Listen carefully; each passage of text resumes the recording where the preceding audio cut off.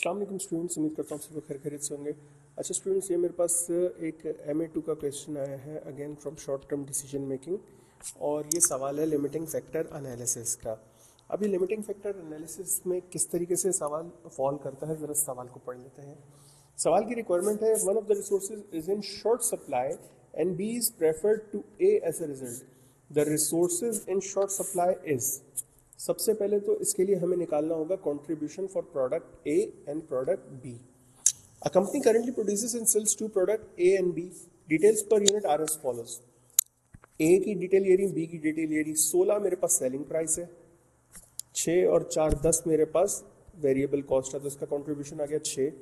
यहाँ पर 20 मेरे पास सेलिंग प्राइस है, 8 और 4 12 मेरे पास इसकी वेरिएबल कॉस्ट है, तो ये आ गया मेरे पास 8। अब अगर मैं मटेरियल को कंसिडर करता हूं एज अ लिमिटेड रिसोर्स, तो ये 6 डिवाइड बाय 6, ये 8 डिवाइडेड बाय 8, दोनों का आंसर 1 आ जाएगा और मेरा आंसर कभी भी नहीं मैं निकाल पाऊंगा। इसी वजह से मैं कह रहा हूं कि मटेरियल यहां पर हमारे पास लिमिटेड रिसोर्स नहीं है।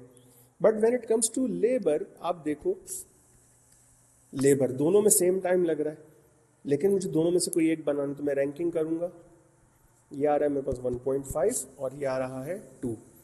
तो B is preferred over A because B का कंट्रीब्यूशन पर लिमिटिंग फैक्टर ज्यादा है। ये चीज तो इस पॉइंट से साबित हो गई। और labour can be my limiting factor as well. तो यहां पर मेरे पास जो ऑप्शन आएगा वो क्या है, डायरेक्ट लेबर। आई बिलीव ये चीज सबको समझ आ गई होगी। बहुत इजी सा क्वेश्चन था, इतना टेक्निकल नहीं था। आपको सिर्फ चेक करना था कि आपके पास लिमिटिंग रिसोर्स क्या है। You should identify the limiting factor, but इसमें हमारे पास अवेलेबल और रिक्वायर्ड नहीं था। हमें डायरेक्टली उन्होंने पर यूनिट की इन्फॉर्मेशन दी थी और हमें बता दिया था कि इस पर हम बी वाला पहले बनाएंगे, ए वाला बाद में बनाएंगे। मतलब इन्होंने हमें एक ऑप्टिमम प्रोडक्शन प्लान की हिंट दे दी थी। मुझे सिर्फ ये चेक करना था कि कौन सी रिसोर्स है जिससे बी पहले बनेगा और ए बाद में बनेगा, वो मेरे लिए लिमिटेड रिसोर्स हो जाएगी। तो आई बिलीव ये चीज़ सबको समझ आ गई होगी। फिर भी अगर आप लोगों का कोई सवाल होता है तो you guys can contact me any time. Till then अपना ख्याल रखिएगा। अल्लाह हाफिज़।